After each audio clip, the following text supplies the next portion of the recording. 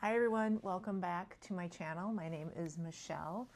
My company is BulletProof Communications. I've been a consultant for 15 years, marketing, PR, social media, and the like. Thank you to my subscribers. I saw I was over like 20 subscribers, so that's exciting. So yeah, thanks for being here today. And today I want to talk to you about wanting to fire a client or when you get so frustrated with a client that you want to quit, that you want to get out of the contract, you want to just completely blow up, implode the entire situation. And I have wanted, over 15 years and the many different clients I've worked with over those 15 years, I have wanted to do this many, many times. So yes, I feel you. I know, I know how this is. However, as the good Lord says, or the good Bible says, this too shall pass. So one thing I've learned in the 15 years of having these frustrations is that it passes and things change. So this too shall pass and things change. The only common thing is, the only thing you can count on, I guess, not changing is death and taxes, they say, right? Everything else changes. So the client that I lost earlier this year, which kind of sent me on this path of starting this YouTube channel and getting my MBA and everything, I have worked for them for 20 years. You cannot tell me that over a 20-year time span, I haven't wanted to quit that client many, many times. And I never did, because people got fired, people got hired, people got transitioned.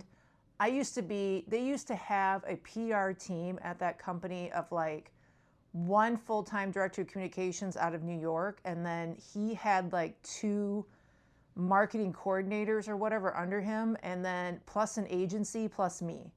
Like, they were spending a boatload of money on marketing and PR. And eventually it just got whittled down, down, down, and I kept surviving. Lucky me, right? I kept surviving until I did.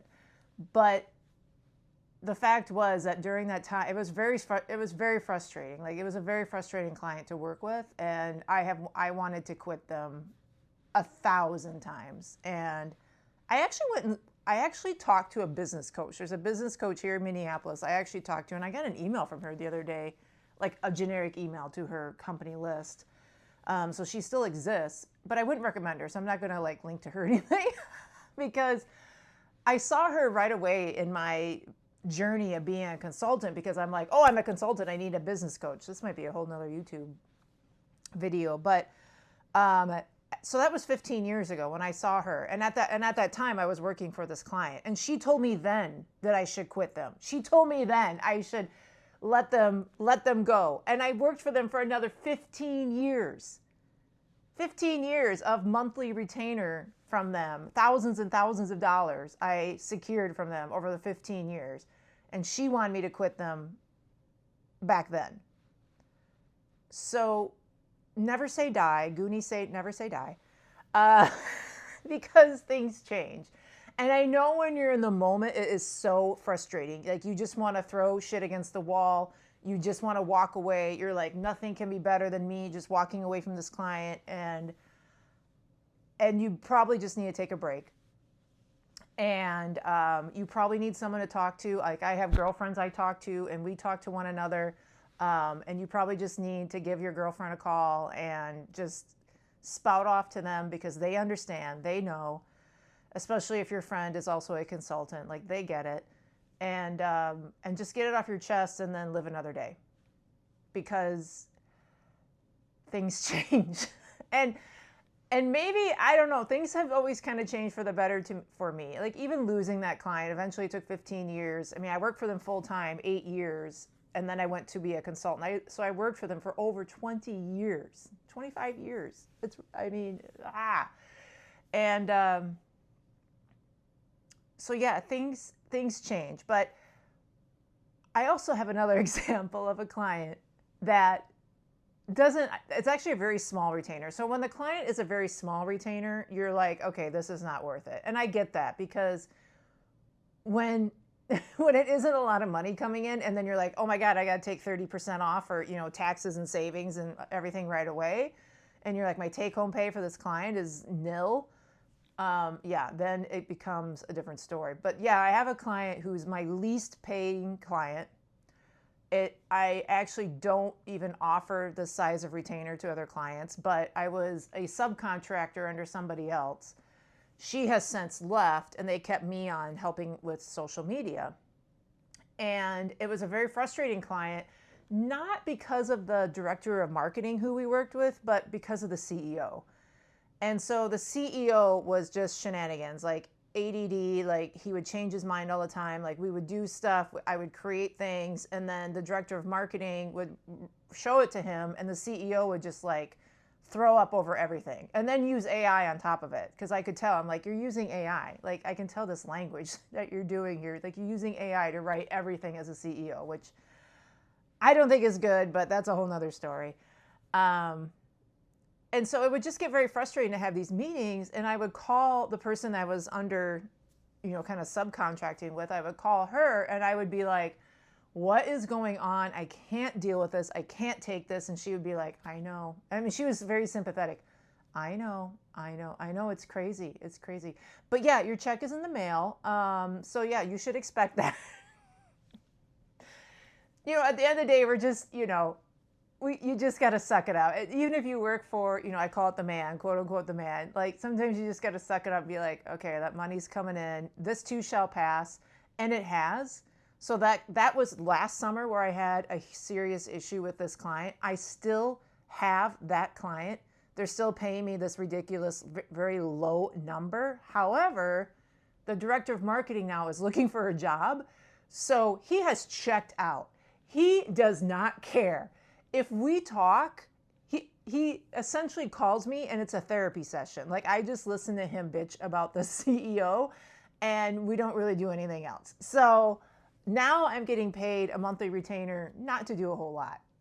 Pretty much just listen to him complain. So yeah, I mean, people change, situations change, people get fired, people get hired. Sometimes people getting fired and you're like, oh great, I didn't really like working with that person. And then a new, director person comes in and they're worse. And you're like, well, that just went from bad to worse. But then if you can stick it out, with that client, sometimes that person that they just hired also gets fired. And you're still there. You're the constant for them. You're always, where all the bodies are buried. Like you have been there, right?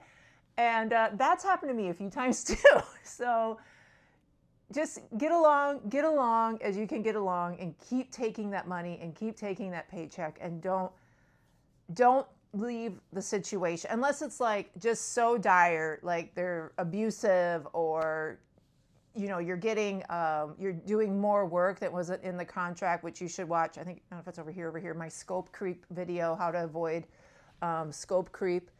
Yeah, I mean, otherwise, if it's just general corporate politics shenanigans, you kind of just have to suck it up and take it as a contractor. No one cares about your feelings. No one cares what you think sometimes. They just want the work, and they don't care how it gets done or when it gets done. Like they just want the work done. So how to know when to fire a client? I would say you should never fire a client. I would say it's either a mutual understanding between the two of you, which has happened to me before, especially if it's project-based work. Like if the project just naturally comes to an end and you're like, well, I'm really glad that this came to an end and I'm probably not going to work with you again. I've had that happen too. Or, like it's the contract's up for renewal or whatever. And, you both just kind of agree like, maybe it's time for us to just, part ways. Yeah, I mean, I usually try and stick it out, because now look at this last client. Even though they're not paying me a whole lot of money here, it's been a whole year again of them still paying me, a monthly retainer. And if I would have quit last summer, I wouldn't have had that, And I wouldn't have known that how easy the job is right now.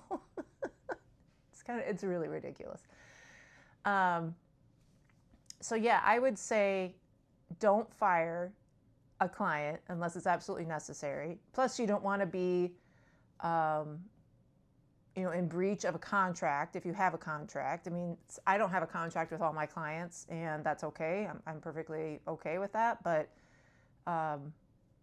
you don't want to, if you do have a contract and there's like a 30-day out clause or 60-day out clause, whatever it is, like you don't want to be in breach of that either. So my recommendation is to stick it out because my experience has told me that things always change. And typically they've always changed for the better for me. Even, like I said, even if initially it seemed like it went from bad to worse, sometimes that worse goes back to better. I don't know how to explain it. But like I said, I have been in places where a person got fired, they hired somebody else, that person really sucked too, and then eventually they figured out how much that person sucked, and then, they either work with you, because I've had that happen too, where they're like, well, you know what's going on, we'll just keep you doing what you're doing until we really take the time to find the director that we need. And I was able to work with this client for another 6 months until the new director came on. And of course, the new director wanted to put her stamp on everything, and, I'm out. But that's what happens. So, but the thing is, I left on a really good, positive note with that particular client. And if she doesn't work out, guess what?